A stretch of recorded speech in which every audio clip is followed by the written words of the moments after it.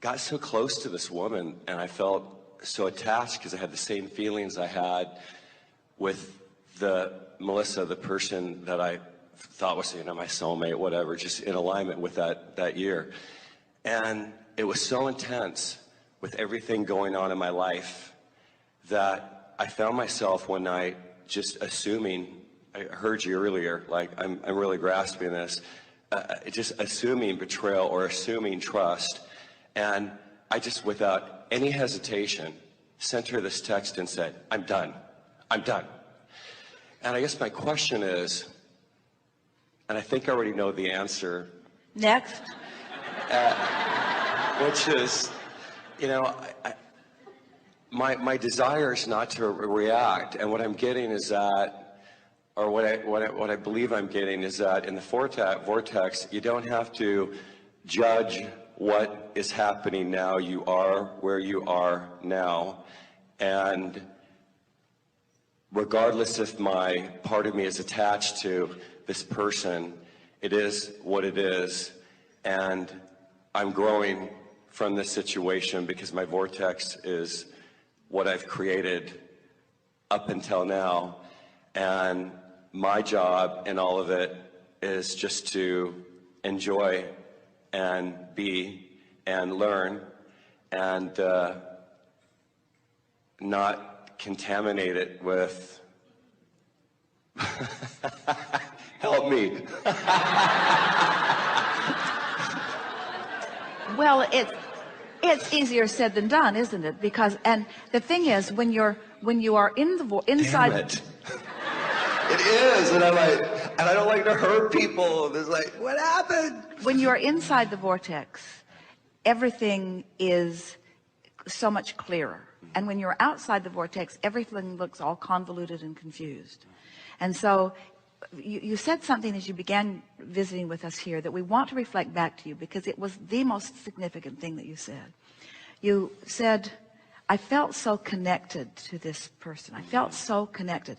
And then, and we wanted to jump in and say, well, what was going on there was that each of you were catalysts or conducive to helping the other one find alignment with who you really are. In other words, what you were really connecting with was your own vortex. What you were connecting with was your own dream of a relationship. What you were connecting with was all that you'd put into the vortex. And so you were catalysts that helped one another connect at times.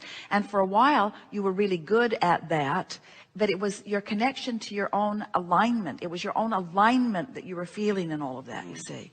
And the thing that makes it difficult to stay consistently in the vortex, even though you want to, is that if you forget that the reason that you feel the way you do about someone is because of your connection to your vortex, much more, so much more than it doesn't even count so much more. It's not about who they're being, it's about your relationship with your inner being. Now, that doesn't mean that someone doesn't uplift you to that or evoke that from you or influence that from you, because people who are tuned in, tapped in, turned on, make it easier for you to be tuned in, tapped in, turned on. We were talking about how when you're in the vortex and then it causes a manifestation, which causes you to be in the vortex, which causes a manifestation.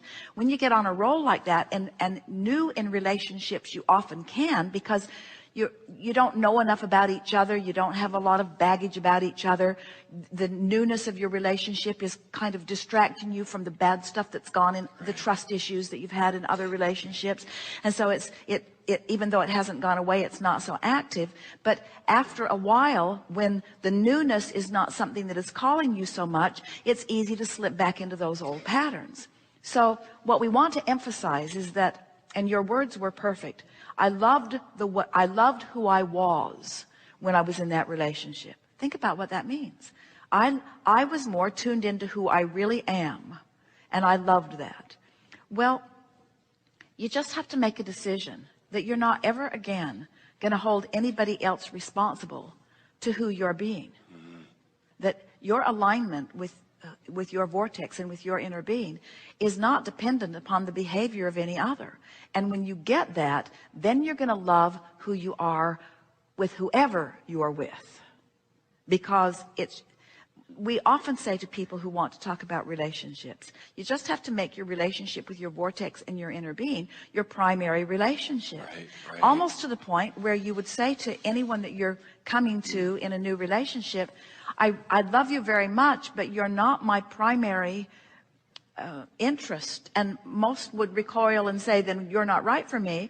And then you would say, well, let me continue. I've discovered that the best I can be for you is someone who stays in complete alignment with who I really am, which means I can't make you more important than that alignment. Is that what pushes it away?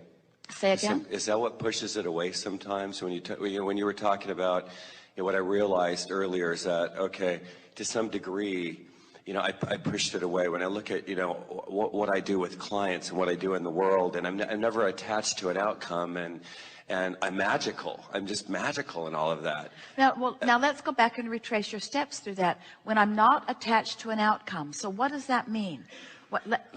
I'm not attached to an outcome. When you say I'm not attached to an outcome, you mean I'm not worried about it not turning out right. Right. So if I'm not worried about it not turning out right, then I'm not introducing that resistance into the mix. Right. And since everything's already in my vortex and I'm not doing that thing I do that prevents it from happening, since I'm not preventing it, now it's going to happen, because the only thing that prevents what you want from happening is resistance that you're introducing to it. Every time, no exception. Every time, no exception. So don't do that.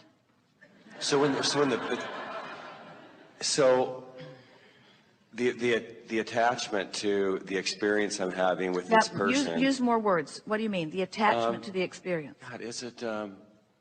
It's a trip, because you start realizing, okay, what is it that I and I'm still in the relationship. It just has kind of gotten, distant, and it's shifted, and I'm making. But let's start again. It didn't shift. You shifted. You shifted. And you didn't shift in your relationship with the relationship. You shifted in your relationship with your inner being. Right. And so I started to feel bad. I started to judge myself. But wait. So you were willing to sacrifice your relationship with your inner being. I did. By focusing on unwanted things, and you're blaming the relationship for the way you're focusing. Exactly. So what you're saying is, you didn't distract me enough to keep me lined up. Or you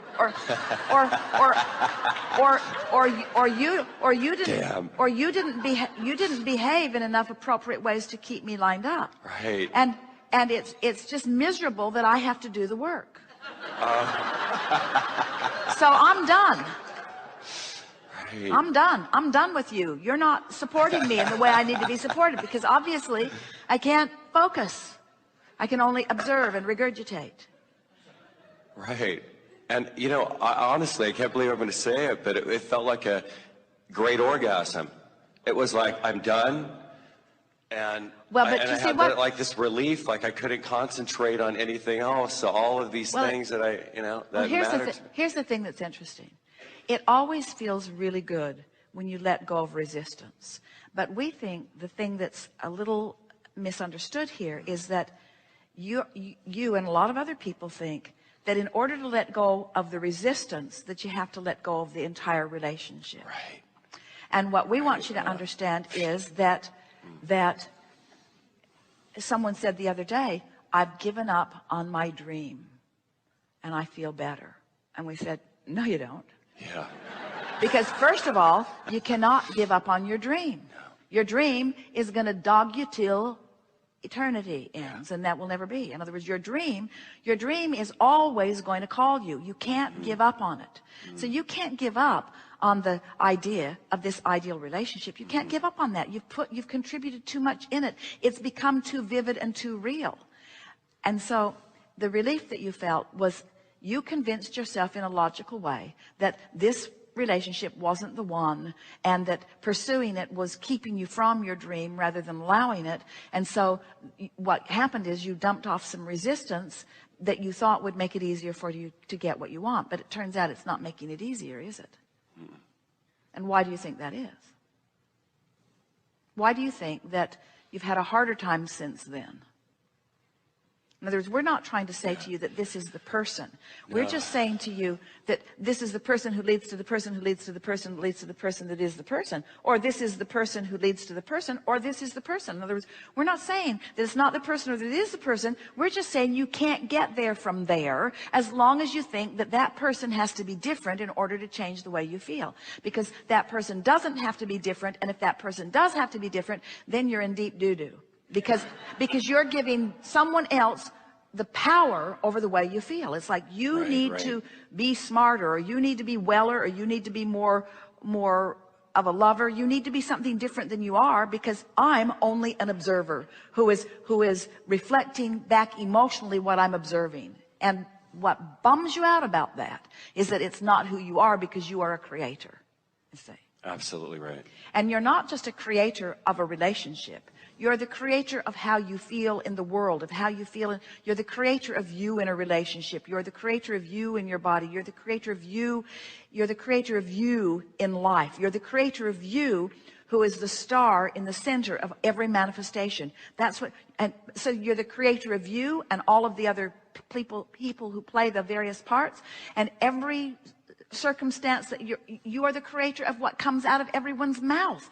Isn't that interesting? You create what comes out of their mouth because you set the vibrational tone that evokes it. And it's such a slight adjustment for you to make. And that's why we're hitting it head on with you. Because almost everybody in the world who is having a relationship is having a feeling response to the relationship. So for example, if you're with someone who is kind, you feel like you're in a good relationship. If you're with someone who's funny, you feel like you're in a good relationship. If you're with someone who really appreciates your positive aspects, you feel like you're in a good relationship.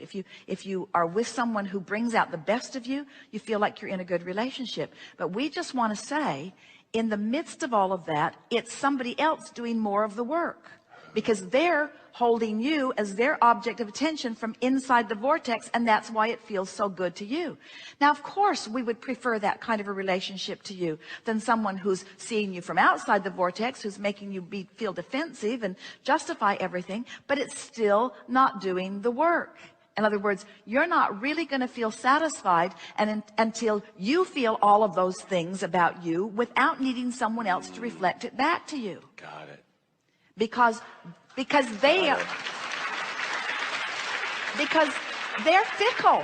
They might get distracted. They might have something else they want to think about, which will then make you feel like a puppet who has been let go of the strings, and then you'll send them a text that says, I'm done.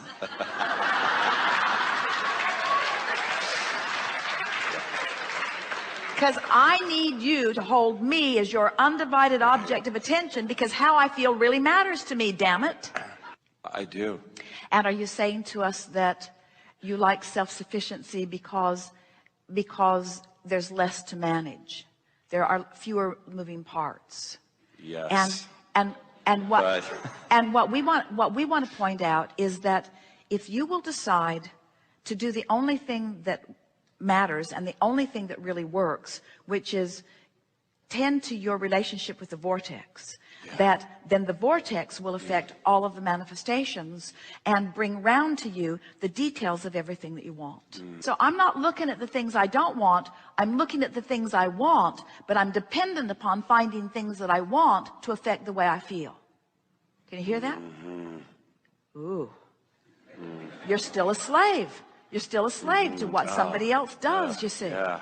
That's what you're done with. You're right, I'm done. That's what you're done with. You're done depending upon things you can't depend on. And have decided to depend upon what you can depend upon. And I know what that is. Which is your relationship with your vortex. You can depend upon feeling good because you know how to focus. And you can depend on feeling good because you want to feel good. And you can depend on your inner being in your vortex because it will never go away. It will never forsake you. It will never betray you. It will always be there, beaming a signal that is undeniable and always findable if you will get anywhere in the vicinity of it. In other words, you always have the ability to feel good no matter what. But you have to, first of all, want to feel good enough to feel for it. And second of all, you have to finally decide it's nobody else's job to behave in any kind of way that will then give me the feedback that I need in order to feel good. And then you're free. Then you're finally free.